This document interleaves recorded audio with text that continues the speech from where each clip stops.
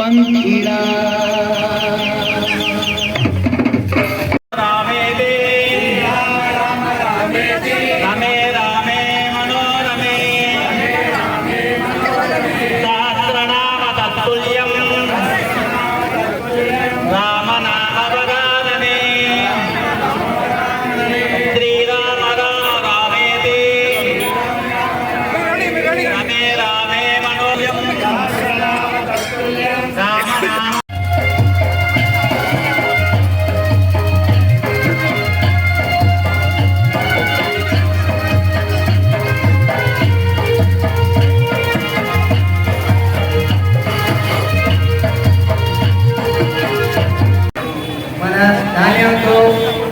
అక్షంతలు తీసి మన డోర్నకల్ నుంచి అందరూ రాగాలించి స్వీకరించి మన భద్రాచలం రామం వారికి పంపిస్తున్నాము.